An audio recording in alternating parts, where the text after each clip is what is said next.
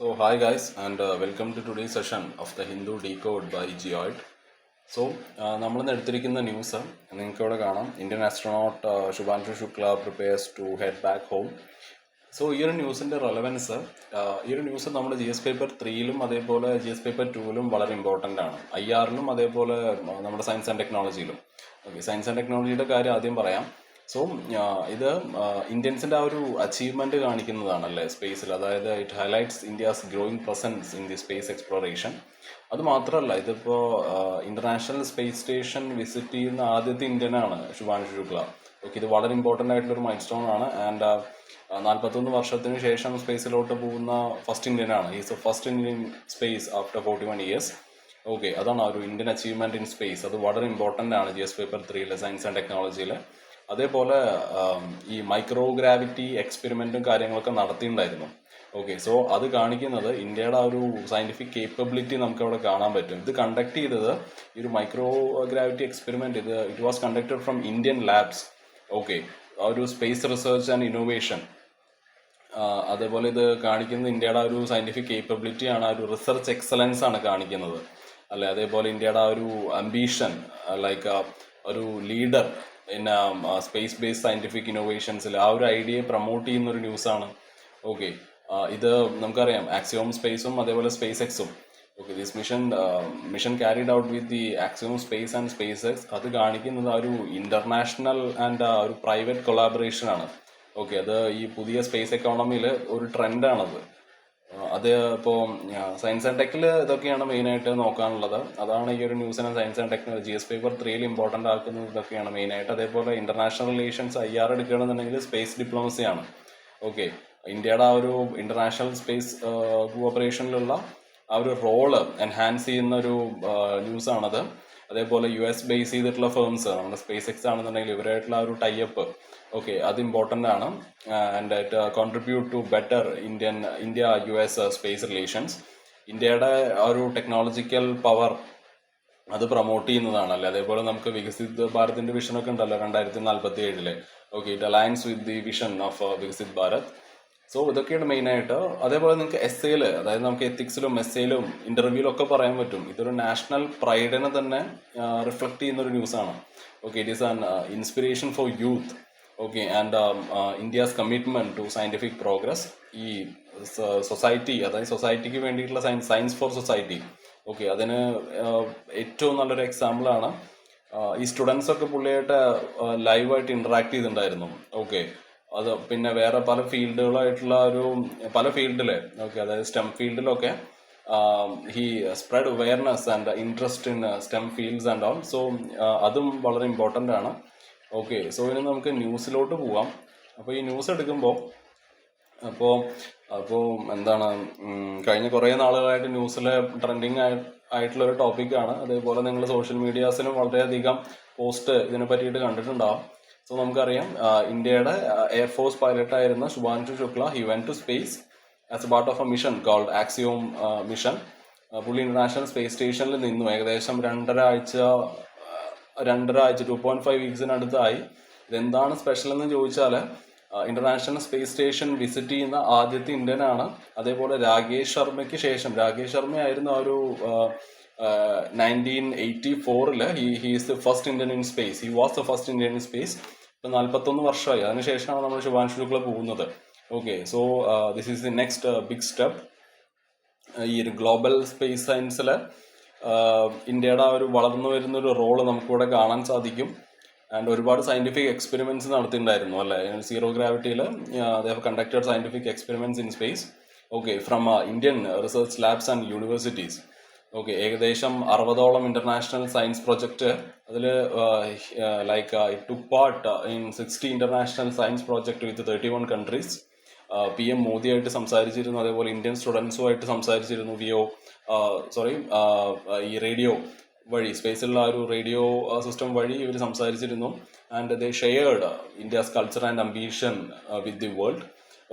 ഇനി പുള്ളി തിരിച്ച് എർത്തിലോട്ട് വരുന്നത് ഈ ഇന്റർനാഷണൽ സ്പേസ് സ്റ്റേഷൻ എന്ന് ജൂലൈ 14 ആയിരിക്കും. ഏകദേശം ഇന്ത്യൻ സ്റ്റാൻഡേർഡ് ടൈം വൈകുന്നേരം 4:30 കൂടി അവിടെ നിന്ന് അവർ തിരിക്കും. They spend 22.5 hours in SpaceX Dragon capsule. and they landed safely in the Pacific Ocean near California. ഇന്ന് എത്തിയിട്ടുണ്ടാവും അല്ല, ഇന്ന് ജൂലൈ 15 സോറി, നാളെ എത്തും.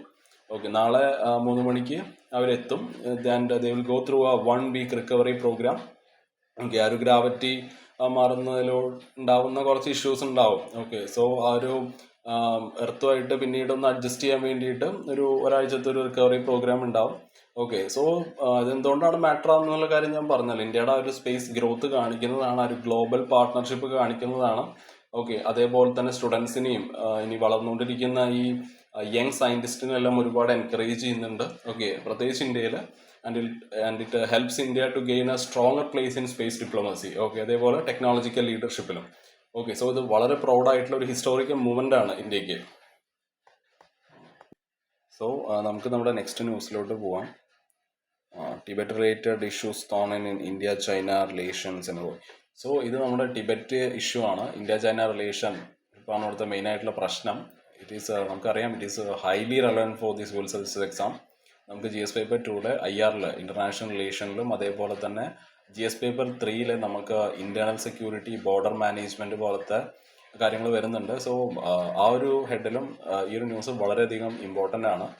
അത് തന്നെ ഇന്ത്യ ചൈന റിലേഷനാണ്. ഓക്കെ, സോ ഞാൻ നമ്മുടെ എക്സാമിൻ്റെ റിലവൻസ് ആണ് പറയുന്നത്. ഈ ഇന്ത്യ ചൈന ടൈസിൽ ഈ ടിബറ്റ് എന്നുള്ളത് എപ്പോഴും it is A core tension point. Okay, അതേപോലെ ഈ ചൈനയുടെ ആ ഒരു ഗ്രോയിങ് അസർട്ടീവ്നെസ് നമുക്ക് കാണാൻ പറ്റും ടിബറ്റിൽ. അതേപോലെ ഈ ഡലൈലാമയുടെ ആ ഇഷ്യൂ ആയിട്ട് ഇത് ഡയറക്റ്റ്ലി നമ്മുടെ ആ ഒരു ബയലാറ്ററൽ ട്രസ്റ്റിനെ വളരെയധികം എഫക്റ്റ് ചെയ്യുന്നുണ്ട്. ഡലൈലാമ ഇഷ്യൂ എന്താണ് എന്നുള്ള കാര്യം പറയാം, ന്യൂസിൽ നമുക്ക് പറയാം, ന്യൂസ് ഡിസ്കസ് ചെയ്യുമ്പോൾ പറയാം. ഓക്കെ, സോ ഈ ടിബറ്റിൻ്റെ ആ ഒരു സൈഡിലൊക്കെ എന്തെങ്കിലും തരത്തിലുള്ള ഡിസ്റ്റർബൻസ് ഉണ്ടായിക്കഴിഞ്ഞാൽ അത് ആ ഒരു ബോർഡറിനെ തന്നെ വളരെയധികം അവിടെ സീനാവാൻ ചാൻസ് ഉണ്ട്. ഓക്കെ, ആ ബോർഡർ പീസിനെ വളരെയധികം അത് എഫക്റ്റ് ചെയ്യും. എസ്പെഷ്യലി നമ്മുടെ ഈ ഒരു അരുണാചൽ പ്രദേശൊക്കെ ഉണ്ടല്ലോ, ചൈന ക്ലെയിം ചെയ്യുന്നത് അരുണാചൽ സൗത്ത് ടിബറ്റ് ആണെന്നൊക്കെയാണ്. ഓക്കെ, സോ മെയിൻ ആയിട്ടുള്ള ഇഷ്യൂ ഇന്ത്യ ചൈന റിലേഷൻ ആണ്. അതേപോലെ തന്നെ നമ്മുടെ ഈ ലൈൻ ഓഫ് ആക്ച്വൽ കൺട്രോൾ ഉണ്ടല്ലോ, LAC. So it is linked to historical claims over Tibet. Okay, ഈ 1950 ഒരു ചൈനയുടെ ടിബറ്റിലുള്ള പരിപാടികൾ that made it a direct neighbour of India. Okay, അതൊരുപാട് മിലിറ്ററി ഫ്രിക്ഷനും കാര്യങ്ങളൊക്കെ ആ സമയത്ത് കൂട്ടിയിട്ടുണ്ട്. ഓക്കെ, അത് നമുക്ക് 1962 ഉണ്ടായിരുന്ന വാറിൽ നമുക്കത് കാണാൻ പറ്റും. ഇപ്പോൾ 2020 ഗൽവാനിൽ റീസെൻറ്റ് സ്റ്റാൻഡ് ഓഫ് ഉണ്ടായല്ലോ. ഓക്കെ, സോ ഈ ബോർഡർ സെക്യൂരിറ്റിയും ഓക്കെ ഈ ലൈൻ ഓഫ് ആക്ച്വൽ കൺട്രോളിൽ ഉണ്ടാവുന്ന പ്രശ്നങ്ങൾ, ഓക്കെ, അതും നമുക്ക് എക്സാം പോയിന്റ് ഓഫ് വ്യൂവിൽ വളരെയധികം ഇമ്പോർട്ടൻ്റ് ആണ്. അതേപോലെ ഒരു ജിയോ പൊളിറ്റിക്കൽ സ്ട്രാറ്റജി എടുക്കുമ്പോൾ ചൈന പറയുന്നത് ഈ ടിബറ്റ് കാർഡ് വെച്ച് ഇന്ത്യ കളിക്കണ്ട എന്നാണ് ചൈന പറയുന്നത്. Okay, especially regarding the reincarnation of Dalai Lama. Okay, അത് ഇവരുടെ വിശ്വാസപ്രകാരം ഡാലൈലാമ ഇപ്പോൾ പുള്ളിക്ക് വയസ്സായല്ലോ, അപ്പോൾ എന്തായാലും പുള്ളി കുറച്ച് കഴിഞ്ഞാൽ പുള്ളി മരിക്കും. അപ്പോൾ പുള്ളി മരിച്ചു കഴിഞ്ഞാൽ പുതിയൊരു കുട്ടിയായിരിക്കും ഡാലൈലാമ. സോ അത് ആരെ സെലക്ട് ചെയ്യണം എന്ന് ചൈന തീരുമാനിക്കുമെന്നാണ് ചൈന പറയുന്നത്. ഓക്കെ, അവിടെ നമുക്ക് വേറെ ക്ലെയിം ഉണ്ട്, ഞാൻ പറയാം. So how India handles the Tibet reflects our strategic autonomy and diplomacy. Okay, so India വല്ല ഈ സോഫ്റ്റ് പവറും അതേപോലെ ഗ്ലോബൽ ഇമേജും കാര്യങ്ങളൊക്കെ കടന്നു വരുന്നുണ്ട്. ഇതൊക്കെ ഈ GS പേപ്പർ 2 3 വളരെയധികം ഇമ്പോർട്ടൻ്റ് ആവുന്നുണ്ട്. അതുകൊണ്ട് തന്നെ so India hosting the Dalai Lama gives it moral authority on religious freedom and human rights. Okay, ചൈനയുടെ ആ ഒരു അതോറിറ്റേറിയൻ കൺട്രോളിന് അപ്പുറത്ത് നമ്മൾ ഒരു ടിബറ്റൻസിൻ്റെ ഒരു ഗ്ലോബൽ വോയിസ് ആയിട്ട് മാറാനാണ് ഇന്ത്യ ആഗ്രഹിക്കുന്നത്. ഓക്കെ, ചൈനയുടെ പരിപാടി എപ്പോഴും ആ ഒരു അതോറിറ്റേറിയൻ കൺട്രോൾ വെച്ചിട്ട് ആൾക്കാരെ ഹാൻഡിൽ ചെയ്യുക എന്നുള്ളതാണല്ലോ. നമ്മളങ്ങനെയല്ല നമ്മൾ കാണുന്നതിനെ. ആൻഡ് അതേപോലെ തന്നെ ഈ ഒരു ടിബറ്റിൻ്റെ ഡിബേറ്റ് ഇപ്പോൾ ഉണ്ടായിരിക്കുന്നത് നല്ല ബെസ്റ്റ് ടൈമിലാണ്. അതായത് നമ്മുടെ it is just before the Jaishankar's SCO visit to China. Okay, Shanghai operation അതിൻ്റെ ഒരു വിസിറ്റിന് വേണ്ടിയിട്ട് നമ്മുടെ Jaishankar he is going to visit China. Okay, so it shows how bilateral tensions can spill over in to regional forums. So ഇന്ത്യയുടെ ആ ഒരു diplomatic ബാലൻസിനെ test ചെയ്യുന്നുണ്ട്. എസ്പെഷ്യലി ആ ഒരു റീജിയണൽ കോപ്പറേഷനും സ്ട്രാറ്റജിക് ഇൻട്രസ്റ്റ് ഇതിൽ തമ്മിലുള്ള ആ ഒരു ബാലൻസ് ഉണ്ടല്ലോ. ഓക്കെ, അതിന് വളരെയധികം ടെസ്റ്റ് ചെയ്യിപ്പിക്കുന്നുണ്ട് ഈ ഒരു നമ്മുടെ ടിബറ്റൻ ഇഷ്യൂ. അപ്പോൾ പറഞ്ഞു വന്നത് GS paper 2 bilateral relations, okay, international relation strategy, അതേപോലെ നമ്മുടെ SCO. സോ ഈ ഷാങ്ഹായ് കോപ്പറേഷൻ ഓർഗനൈസേഷൻ, അതേപോലെ നമ്മുടെ GS പേപ്പർ 3 ബോർഡർ മാനേജ്മെൻറ്റും ഇന്റേണൽ സെക്യൂരിറ്റി, എസ്സേയിൽ നമുക്ക് ഈ ഒരു ടോപ്പിക്ക് റെലവൻ്റ് ആണ്. ഒരു ഫോറിൻ പോളിസിയിലുള്ള എത്തിക്സും എന്താണ് സോഫ്റ്റ് പവർ ഹാർഡ് പവർ തമ്മിലുള്ള ഡിഫറൻസ് എന്താണ്, ഇനി ഇൻ്റർവ്യൂവിന് പോയി കഴിഞ്ഞാൽ കറണ്ട് അഫയേഴ്സിലും ഡിപ്ലോമസിയിലും ചൈന പോളിസിയിലും ഒക്കെ നമുക്ക് ഈ ക്വസ്റ്റ്യൻസ് പ്രതീക്ഷിക്കാം. Okay, so let's move on to the news. So നമുക്ക് ഈ ഒരു ഇഷ്യൂ എന്താണെന്ന് നോക്കാം. ഓക്കെ, ആ ഒരു ഇഷ്യൂ നോക്കുമ്പോൾ ഈ ടിബറ്റ് പണ്ടൊരു ഇൻഡിപെൻഡൻറ്റ് റീജിയൺ ആയിരുന്നു. Okay, it was once an independent region. 1950 1950 China ഇത് പിടിച്ചെടുക്കുന്നുണ്ട്. Okay, China took control of it in 1950. ഈ ഡാലൈലാമ എന്നുള്ളത് ടിബറ്റിൻ്റെ ഒരു സ്പിരിച്വൽ ലീഡറാണ്. ഓക്കെ, 1950 ചൈന ഇത് പിടിച്ചെടുത്തതിന് ശേഷം 1959 ഒക്കെ ആകുമ്പോൾ പുള്ളി ഇന്ത്യയിലോട്ട് ഓടി വരുന്നുണ്ട്. He ran away to India in 1959. Okay, പിന്നെ പുള്ളി ഇവിടെയായിരുന്നു. He has lived here ever since. ചൈനയ്ക്ക് ഇതിൽ ഭയങ്കര അധികം ദേഷ്യം ഉണ്ടായിരുന്നു. ബിക്കോസ് അവർ ഡാലൈലാമയെ കാണുന്നത് ഓക്കെ ഒരു ടിബറ്റ് അവരുടെ കയ്യിലാണ്. ടിബറ്റിൻ്റെ സ്പിരിച്വൽ ലീഡറാണ് ഡാലൈലാമ. സോ അവരുടെ ആ ഒരു ടിബറ്റിലുള്ള ആ ഒരു കൺട്രോള് അത് നഷ്ടമാവും, അല്ലെങ്കിൽ ഡാലൈലാമ ഇതിനൊരു ത്രെട്ടാണെന്നാണ് ചൈന പറയുന്നത്. ഓക്കെ, അല്ലെങ്കിൽ ചൈന അങ്ങനെയാണ് അതിനെ കാണുന്നത്. ഓക്കെ, അവരങ്ങനെ ഓപ്പണായിട്ട് പറയല്ല, അവരങ്ങനെയാണ് അതിനെ കാണുന്നത്. സോ ഇവിടുത്തെ ഇഷ്യൂ എന്താന്ന് പറഞ്ഞാൽ ഈ ഡാലൈലാമ ഞാൻ പറഞ്ഞ പോലെ പുള്ളിക്ക് വയസ്സായി. പുള്ളിയുടെ ഫോട്ടോ ഒക്കെ നിങ്ങൾ കണ്ടു. അത് ഈ ഫോട്ടോ ആണ്. അപ്പോൾ ഒരു ദിവസം എന്തായാലും പുള്ളി മരിച്ചു പോകും. അപ്പോൾ ടിബറ്റൻസ് വിശ്വസിക്കുന്നത് പുള്ളി പിന്നെയും ഒരു കുട്ടിയായിട്ട് പുനർജനിക്കുമെന്നാണ്, റീഇൻകാർണേറ്റ് ചെയ്യപ്പെടും എന്നാണ് as A child. Okay, he will be born again എന്നാണ് ടിബറ്റൻസ് വിശ്വസിക്കുന്നത്. ചൈന പറയുന്നത് ചൈന തീരുമാനിക്കും അടുത്ത ഡാലൈലാമ ആരാണെന്ന് ചൈന തീരുമാനിക്കും എന്നാണ് ചൈന പറയുന്നത്. ടിബറ്റൻസും ഇന്ത്യക്കാരും പറയുന്നത് അങ്ങനെയല്ല, ചൈനയ്ക്ക് ഇവിടെ തീരുമാനിക്കാനൊന്നും പറ്റില്ല, ഇതൊരു റിലീജിയസ് മാറ്റർ ആണ്, China should not control it എന്നാണ് പറയുന്നത്. അടുത്ത പ്രശ്നം എന്താന്ന് പറഞ്ഞാൽ നമ്മൾ ഇന്ത്യൻസ് ആണ്, അല്ലെങ്കിൽ ഇന്ത്യ ആണ് ഡാലൈലാമയ്ക്ക് ആ ഒരു ഷെൽട്ടറും റെസ്പെക്റ്റും ഒക്കെ നമ്മൾ ഒരുപാട് കൊടുക്കുന്നുണ്ട്. ഇത് ചൈനയ്ക്ക് തീരെ ഇഷ്ടപ്പെടുന്നില്ല. ചൈന പലതവണയായിട്ട് ഇന്ത്യയെ വാൺ ചെയ്തിട്ടുണ്ട്, ടിബറ്റിൽ ഇന്റർഫിയർ ചെയ്യരുത്, അതിനെപ്പറ്റി സംസാരിക്കരുത് എന്ന് ചൈന ഇന്ത്യയെ വാൺ ചെയ്തിട്ടുണ്ട്. സോ ഇതാണ് ഇന്ത്യ ചൈന റിലേഷനിൽ കുറച്ച് ടെൻഷൻസ് കൂട്ടുന്നത്, എസ്പെഷ്യലി ആ ഒരു ബോർഡർ ഇഷ്യൂസിൽ. ഓക്കെ, സോ ചൈനയ്ക്ക് ടിബറ്റിൽ ഒരു ഫുൾ കൺട്രോളാണ് ചൈനയ്ക്ക് വേണ്ടത്, including the future Dalai Lama. So India supports the Dalai Lama and gives him shelter. So this hurts China's feeling. Okay, അതാണ് മെയിനായിട്ട് നമ്മൾ ഈ രണ്ട് രാജ്യങ്ങളും തമ്മിലുള്ള ഒരു ടെൻഷൻ കൂടാനുള്ള മെയിനായിട്ടുള്ള കാരണം ടിബറ്റൻ ഇഷ്യൂവിൽ. സോ ടിബറ്റ് എന്നുള്ള റീജിയൻ കൺട്രോൾ ചെയ്യുന്നത് ചൈനയാണ്, ആൻഡ് ഡാലൈലാമയെ സപ്പോർട്ട് ചെയ്യുന്നത് ഇന്ത്യയാണ്. Okay, he's a Tibetan spiritual leader and living in exile in India. China ടിബറ്റിനെ തന്നെ വിളിക്കുന്നത് വേറെ പേരാണ്. ഓക്കെ, ഷിൻജാങ് എന്നാണ് അവർ ചൈനീസിൽ ടിബറ്റിനെ തന്നെ വിളിക്കുന്നത്. Okay, and China says that ആ ഒരു Tibet it is fully part of its territory. Okay, അതിൽ വേറെ ആരും ഇന്റർഫിയർ ചെയ്യരുത് എന്നാണ് ചൈന പറയുന്നത്. ഓക്കെ, അപ്പോൾ ഇവിടെയുള്ള പ്രശ്നം ഞാൻ പറഞ്ഞില്ലേ, അതായത് ആരാണ് അടുത്ത ഡാലൈലാമ എന്നുള്ളതാണ് അവിടുത്തെ മെയിൻ പ്രശ്നം. ചൈന പറയുന്നത് ഞങ്ങൾ തീരുമാനിക്കുക എന്നാണ്, ഇന്ത്യ പറയുന്നത് അല്ല, ഇത് റിലീജിയസ് മാറ്ററാണ്, ചൈനയ്ക്ക് വേണ്ടി ഡിസിഷൻ എടുക്കാനുള്ള ഒരു അധികാരം ഇല്ല എന്നാണ്. ഓക്കെ, സോ ഇവിടുത്തെ മെയിനായിട്ട് ഞാൻ പറഞ്ഞ പോലെ നമ്മുടെ ജയശങ്കർ, നമ്മുടെ ഇന്ത്യയുടെ ഫോറിൻ മിനിസ്റ്റർ ആയിട്ടുള്ള S Jaishankar, he will be visiting China for the first time. Okay, 2020 ആ ഒരു നമ്മുടെ ലൈൻ ഓഫ് ആക്ച്വൽ കൺട്രോൾ ഉണ്ടായിരുന്ന ആ ഒരു പ്രശ്നം, ആ ഒരു സ്റ്റാൻഡ് ഓഫിന് ശേഷം ആദ്യമായിട്ടാണ് 2020 ശേഷം പുള്ളി വിസിറ്റ് ചെയ്യുന്നത്, ചൈന വിസിറ്റ് ചെയ്യുന്നത്. Okay, so both sides have disengaged troops from the conflict point and are trying to improve the ties. പക്ഷെ ചൈന ഇന്ത്യയെ വാൺ ചെയ്യുന്നത് not to make improper remarks about Tibet എന്നവർ പറയുന്നുണ്ട്. ഓക്കെ, ടിബറ്റ് ചൈനയ്ക്ക് വളരെയധികം sensitive ആയിട്ടുള്ളൊരു ടോപ്പിക്കാണ്. അതായത് China doesn't want any country to support Tibetan independence or religious freedom. Okay, അത് അവരുടെ ആ ഒരു കൺട്രോളിനെ അവർ അവിടെ കുറയ്ക്കും, അല്ലെങ്കിൽ അത് അവിടെ വീക്കാക്കും എന്നാണ് അവർ വിശ്വസിക്കുന്നത്. So India China relations it is fragile അല്ലേ, അതായത് ചെറിയൊരു സ്മോൾ ടെൻഷൻ അബൌട്ട് ടിബറ്റ് അത് ഒരു വലിയ ഇഷ്യൂ ആയിട്ട് മാറാം. ബോർഡർ പീസിലും ട്രേഡിലും ബാക്കി മിലിറ്ററി ടോക്സിലൊക്കെ വളരെയധികം സീനായിട്ട് മാറാൻ ചാൻസ് ഉണ്ട്. ഒരു ഗ്ലോബൽ ആംഗിളിൽ നമ്മൾ ഈ ന്യൂസിൽ നോക്കുമ്പോൾ ഇന്ത്യയുടെ ഡാലൈലാമയ്ക്ക് കൊടുക്കുന്ന ഈ ഒരു support it gives it moral leadership globally. Okay, പക്ഷെ ചൈനയായിട്ട് ഒരു ഫ്രിക്ഷൻ വരുന്നുണ്ട്. ഓക്കെ, സോ ഈ ഒരു Tibet issue especially about who will be the next Dalai Lama, ഇതൊരു മേജർ തോണാണ് ഇന്ത്യ ചൈന റിലേഷനിൽ. Okay, it impacts everything. Okay, border security തൊട്ട് ഡിപ്ലോമസി വരെ എല്ലാത്തിലും ഇത് ബാധിക്കും. And India has to balance its moral stands with strategic caution. Okay, so നമുക്ക് നമ്മുടെ നെക്സ്റ്റ് ന്യൂസിലോട്ട് പോവാം, which is reaching the Jarawa tribe of Andaman Islands for census will not be tough, experts. So ഇതിൻ്റെ U P S സിയിലുള്ള relevance എന്താണെന്ന് പറഞ്ഞാൽ ഈ tribal classification, അതായത് ഈ Jarawas they are listed as the particularly vulnerable tribal group. Okay, so U P S സിക്ക് ഒരു സ്വഭാവമുണ്ട്, യു പി എസ് സിയിലൊരു മെയിൻ ആയിട്ടുള്ളൊരു ഏരിയ ആണത്. ഇവർ മോസ്റ്റ്ലി ഇവർ ഈ PVTG, അതായത് ഈ പർട്ടിക്കുലർലി വൾണറബിൾ ട്രൈബൽ ഗ്രൂപ്പ്സിനെ പറ്റിയിട്ട് ഇവർ ക്വസ്റ്റ്യൻസ് ചോദിക്കാറുണ്ട് U P S C. Okay, അവരുടെ ഒരു ഇൻട്രസ്റ്റഡ് ഏരിയ ആണ്. അതിൻ്റെ ഫീച്ചേഴ്സ് എന്താണ്, ഈ ഷെഡ്യൂൾ ട്രൈബ്സ് എന്ന് ഇവരെ മാറ്റി നിർത്തുന്നത് എന്തൊക്കെയാണ്, how they differ from schedule tribes എന്നുള്ളതൊക്കെ യു പി എസ് സി ചോദിച്ചിട്ടുണ്ട്. അതേപോലെ അത് നമ്മൾ പറഞ്ഞപ്പോൾ ട്രൈബൽ ക്ലാസിഫിക്കേഷനെ പറ്റിയിട്ടല്ലേ. ഇനി ലൊക്കേഷൻ ബേസ്ഡ് ക്വസ്റ്റ്യൻസ് വരാം. ഓക്കെ, ഈ ആൻഡമാൻ ആൻഡ് നിക്കോബാർ ഐലൻഡിലാണ് ഇവരുള്ളത്. ഇവിടെ ഒരുപാട് യുണീക്ക് ട്രൈബ് ഉണ്ട്.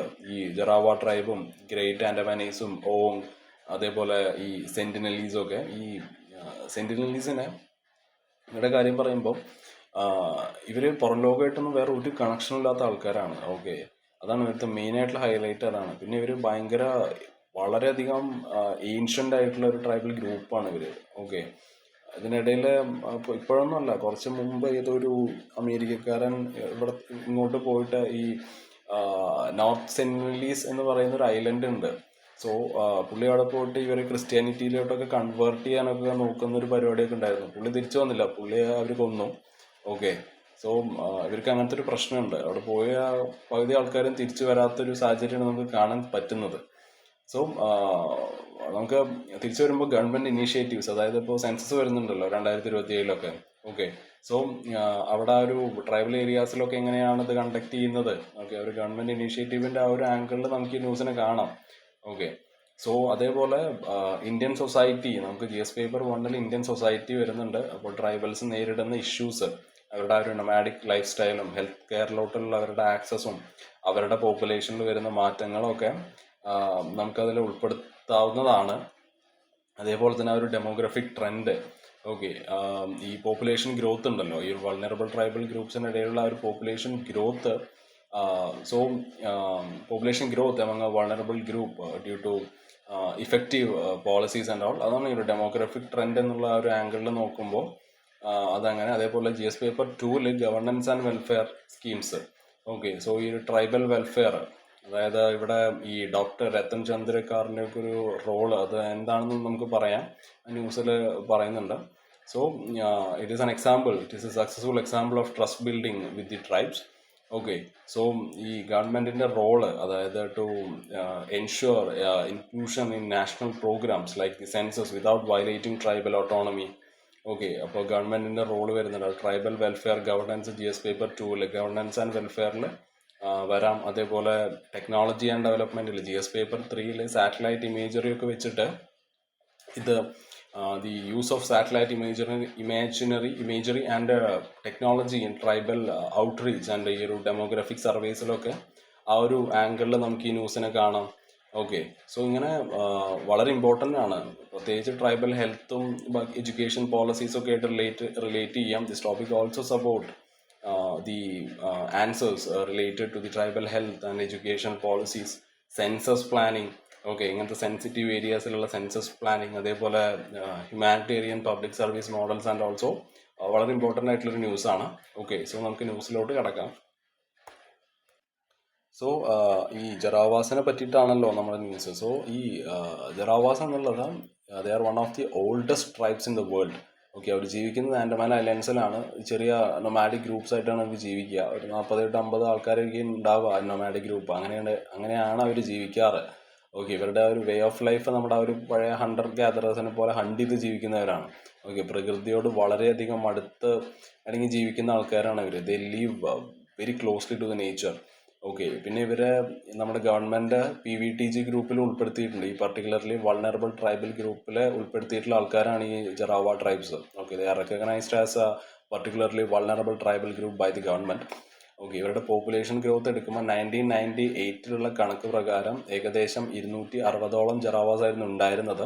പിന്നീട് 2025 ആകുമ്പോഴേക്കും ആ ഒരു സംഖ്യ 647 കൂടിയതായിട്ട് നമുക്ക് കാണാൻ സാധിക്കും. ഏകദേശം ഒരു 149% വർധന വന്നിട്ടുണ്ട്. ഓക്കെ, സോ ഈ ഒരു ഗ്രോത്ത് വരാനുള്ള മെയിൻ ആയിട്ടുള്ള റീസൺ അവർക്ക് കൊടുത്ത ഒരു better health care and protection ആണ്. എങ്ങനെയാണ് അവരുടെ ഹെൽത്ത് ഇമ്പ്രൂവ് ചെയ്തതെന്ന് നോക്കുമ്പോഴാണ് നമ്മൾ പറഞ്ഞില്ല, ഒരു ഡോക്ടർ രത്തൻ ചന്ദ്രക്കർ, ഓക്കെ, പുള്ളിയാണ് ഇവരെ ഏറ്റവും കൂടുതൽ ഹെൽപ്പ് ചെയ്തത്. He has help them since 1998. പുള്ളി ഈ മീസിൽസ്, മലേറിയ, അതേപോലെ കോൺജക്ടിവിറ്റീസ്, മംസ്, അതേപോലെ ഹെപ്പറ്റൈറ്റിസ്, ഇങ്ങനത്തെ ഡിസീസസൊക്കെ ഇവരിലെ ജറാവ ട്രൈബ്സിന് വരുമ്പോൾ പുള്ളി അവരെ ട്രീറ്റ് ചെയ്തിട്ടുണ്ട്. പിന്നെ പുള്ളിയുടെ ആ ഒരു method, okay, his method was to support them and അവരുടെ ആ ഒരു ട്രഡീഷണൽ ലൈഫ് സ്റ്റൈല് അത് ഡിസ്റ്റർബ് ചെയ്യാതെയാണ് പുള്ളി ട്രീറ്റ് ചെയ്തത് അവരെ.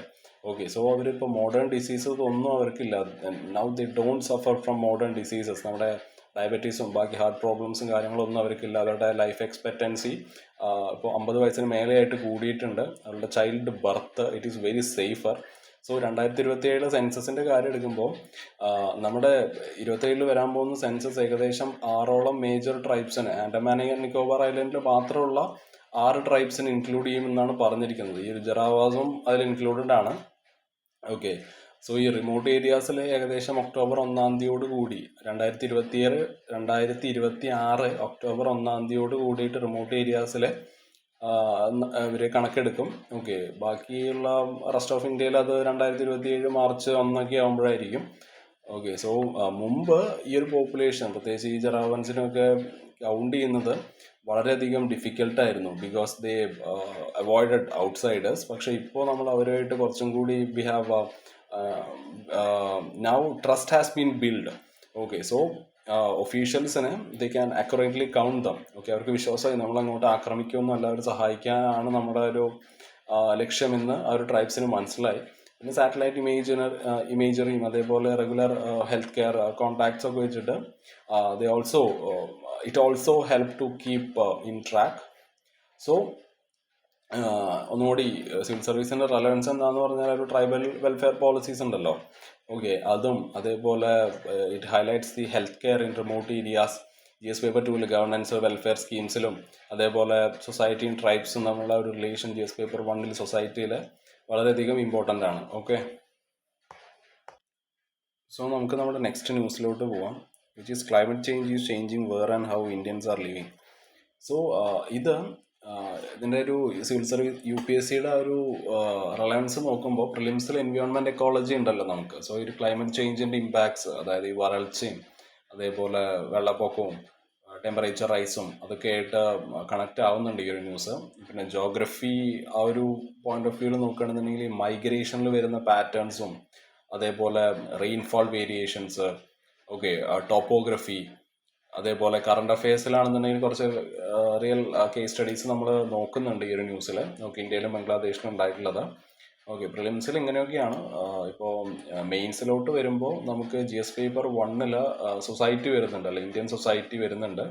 ഓക്കെ, ഈ ഫാമിലി സ്ട്രക്ചറിൽ ഉണ്ടാവുന്ന വ്യത്യാസങ്ങൾ, ഈ മൈഗ്രേഷൻ കൊണ്ട് ഫാമിലി സ്ട്രക്ചറിൽ ഉണ്ടാവുന്ന വ്യത്യാസങ്ങൾ അല്ലെങ്കിൽ ആ ഒരു effects, okay, effects of migration on family structure, അതേപോലെ gender roles, urbanization, geography point of വ്യൂവിൽ നോക്കുകയാണെന്നുണ്ടെങ്കിൽ ക്ലൈമറ്റ് സോൺസും ആ ഒരു റീജിയണൽ ഡ്രോട്ടും, okay, river bank erosion, rainfall patterns, okay, അങ്ങനെയൊക്കെ ഇത് കണക്റ്റ് ആവുന്നുണ്ട്.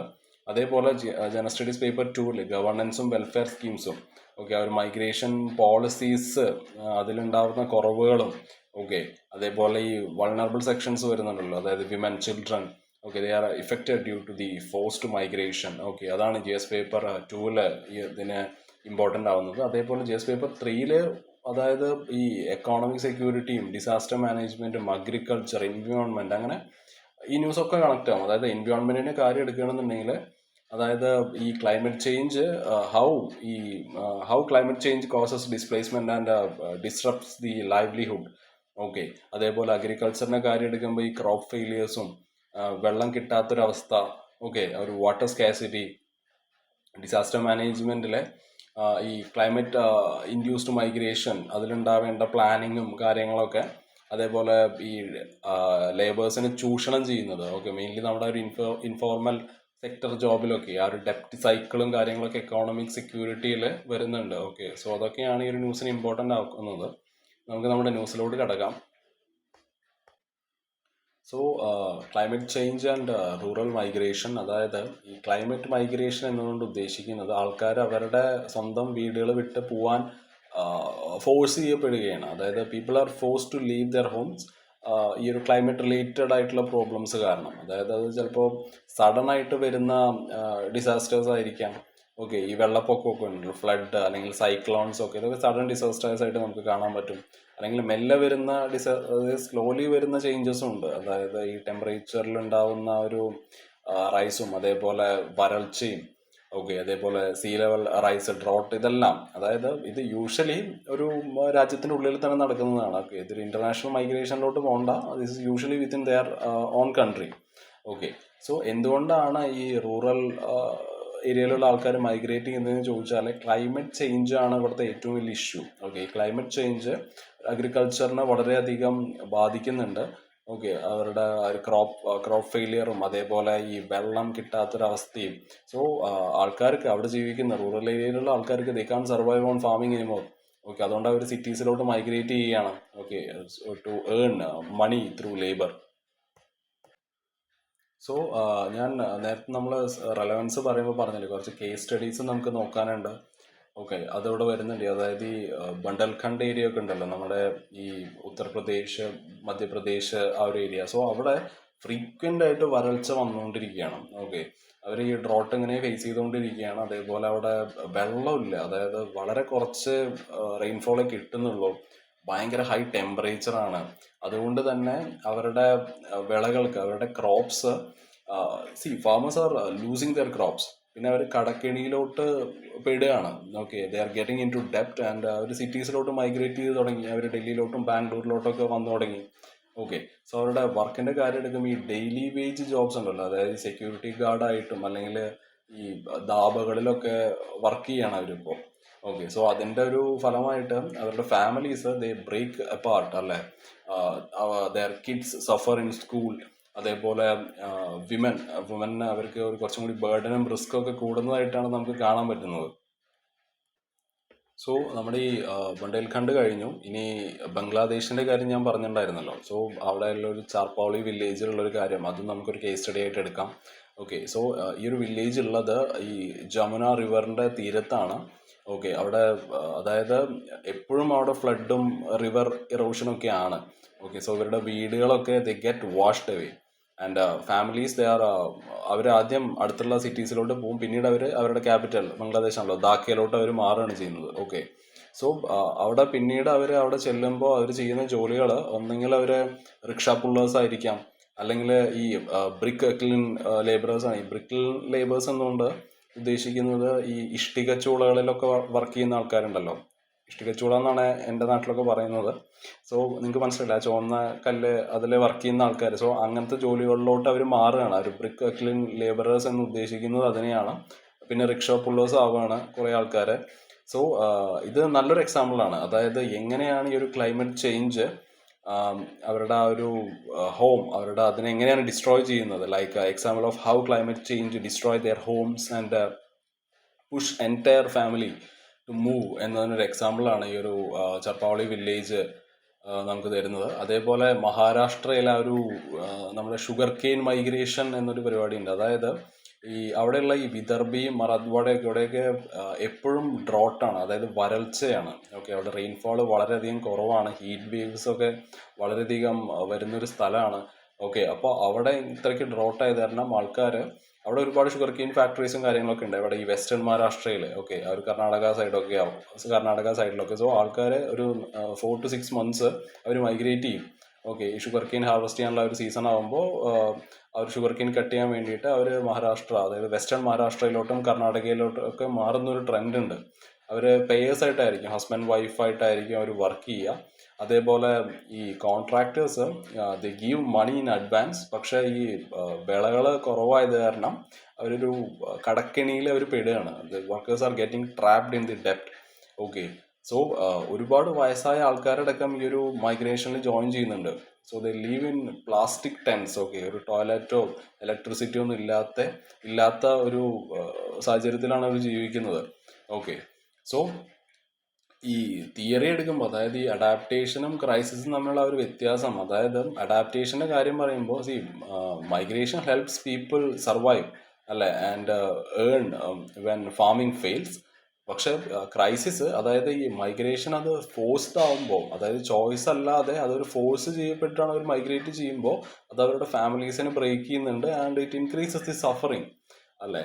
സോ ഇവിടെ നമുക്ക് കാണാൻ പറ്റുന്നത് ഒരുപാട് ആൾക്കാർ വില്ലേജസ് നിന്ന് സിറ്റീസിലോട്ട് മാറിക്കൊണ്ടിരിക്കുകയാണ്. People are moving from villages to cities. ഇവിടെ നമുക്കൊരു വലിയൊരു ഷിഫ്റ്റ് കാണാം. ഓക്കെ, ഇവിടെ സിറ്റീസ് ഒരുപാട് സഫർ ആവുന്നുണ്ട്, അതായത് ഒരുപാട് സ്ലംസ് വരുന്നുണ്ട്.